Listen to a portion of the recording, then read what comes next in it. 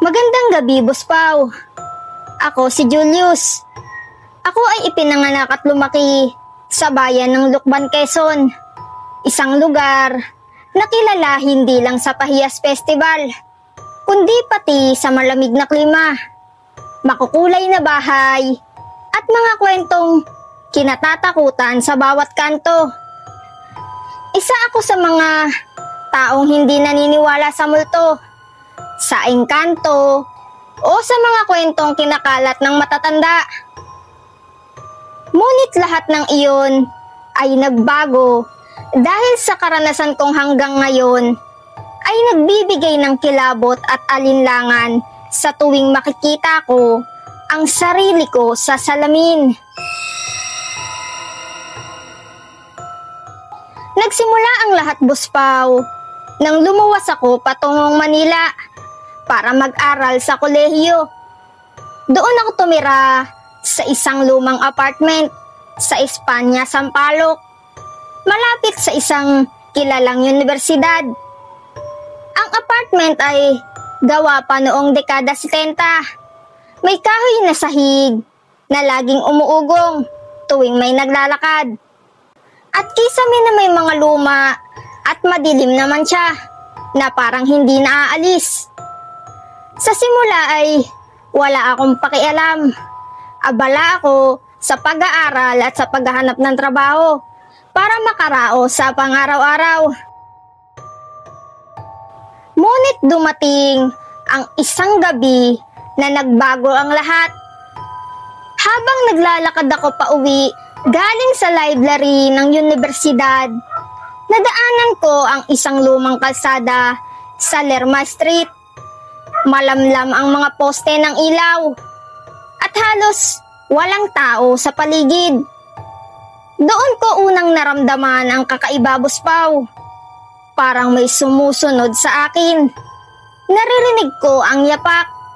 Ngunit sa tuwing titingin ako sa likod, ay wala namang tao. Pinilit kong bilisan ang lakad ko.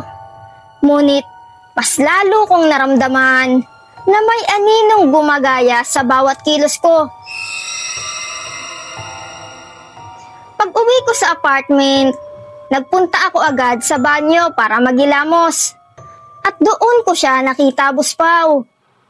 Sa salamin ay malinaw kong nakita ang sarili ko. Ngunit ang nakatingin pabalik sa akin ay hindi ako. Ang mga mata nito ay mapupungay at tila walang buhay. Ang balat ay maputla at halos kulay abo na. Ang ngiti nito ay malamig at bagamat pareho ang bawat detalye ng mukha namin, alam kong hindi yun ako. Dahan-dahan siyang kumaway. Ngunit ang problema, Boss Pao, hindi ako kumakaway sa oras na iyon. Kinilabutan ako at agad kong pinatay ang ilaw. Pagbukas kong muli, normal na ang lahat. Ngunit mula noon, nagsimula na ang sunod-sunod na kababalaghan. Tuwing madaling araw, Boss Pao, nagigising ako na parang may taong nakahiga sa tabi ko sa kama. Ramdam ko ang bigat ng kutsyon. At minsan, sa peripheral vision ko, nakikita ko ang sariling anyo ko na nakatalikod at mahimbing na natutulog sa tabi ko. Ngunit kapag kakapain ko ang lugar na iyon, ay wala namang tao. Sa ibang pagkakataon pa, Boss Pao, habang nasa klase ako sa universidad, may mga kaklase akong nagsasabi na nakita nila akong gumagala sa campus kahit alam nilang hindi ako lumabas. Minsan ay sinasabi nilang nakikipag-usap daw ako. Minsan, nakatingin lang daw ako mula sa malayo. Ngunit sa mga oras na iyon, ay nasa ibang lugar ako. Nasa library ako o kaya ay natutulog sa dorm. Pinilit kong wag pansinin, Boss Pao. Ngunit mas lumala ito nang bumalik ako sa Lukban para magbakasyon. Sa aming lumang bahay sa Barangay Ayuti, habang naglalakad ako sa bakuran, nakita ako ng pinsan ko. Tumakbo siya papasok ng bahay at umiiyak.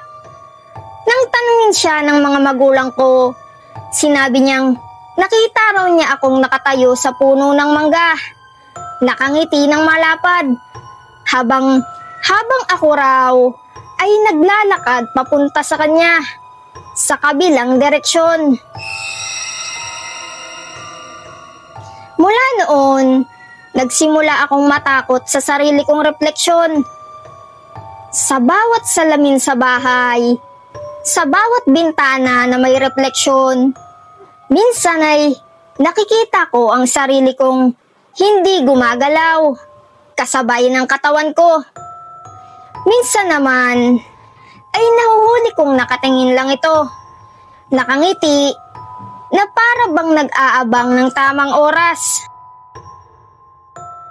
Lumapit ako sa isang albularyo sa Mahayhay, Laguna, na sinasabi ng pamilya naming kilala sa pagtanggal ng mga kulam at masasamang espiritu. Ang sabi niya ay hindi raw basta multo ang nakikita ko, kundi isang doppelganger. Ayon sa kanya, ito ay isang anino ng sarili ko mula sa kabilang mundo. Isang nilalang na naglalakad kasabay natin, ngunit naghahanap ng pagkakataon na palitan tayo. Kapag tuluyan na itong nakasabay at napagkamalang ikaw ng mundo, mawawala raw ang tunay na ikaw. Nagbigay siya ng mga orasyon, mga dahon ng basil at bawang na dapat isabit sa kwarto. Ngunit kahit anong gawin ko, patuloy pa rin itong nagpapakita. Isang gabi, Buspaw, habang naglalakad ako sa Ermita, Manila, pauwi mula sa trabaho, nakita ko siya. Hindi sa salamin, hindi rin sa anino, kundi sa mismong kalsada. Nakita ko ang sarili kong nakatayo sa kabilang dulo ng kalsada, nakatingin sa akin, nakangiti, parehong-pareho ng suot ko noong araw na iyon. At habang nakatayo ako, ay unti-unti siyang naglakad papalapit. Sa bawat yapak niya, Buspaw, parang may bigat na humihigop sa paligid. Ang mga ilaw sa poste ay isa-isang namamatay. Ang hangin ay naging mabigat at malamig. At nang halos magkalapit na kami, biglang bumigat ang katawan ko. Parang hinihila ako palabas ng sarili kong laman.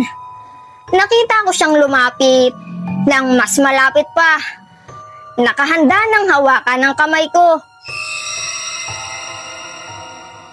Ngunit sa huling sandali, nakapagdasal ako ng malakas. Isang matinding liwanag mula sa headlight nang dumaraang jeepney ang sumalubong sa akin. At sa isang iglap ay nawala ang anino. Naiwan akong nanginginig, hingal, at halos mawalan ng ulirat sa gitna ng kalsada. Pag-uwi ko, Buspaw, hindi na siya muling nagpakita ng ganoon kalinaw. Ngunit hanggang ngayon, sa tuwing nakikita ko ang sarili ko sa salamin, lagi akong nagtatagal ng ilang segundo para masigurong gumagalaw ang refleksyon ko, nakasabay ko. Sapagkat natutunan ko na, Buspaw, na minsan, ang pinakamapanganib na kalaban natin ay hindi ang multo, hindi ang aswang, hindi ang mangkukulam, kundi ang sarili nating anyo na nakatago sa dilim, naghihintay ng tamang oras para palitan tayo.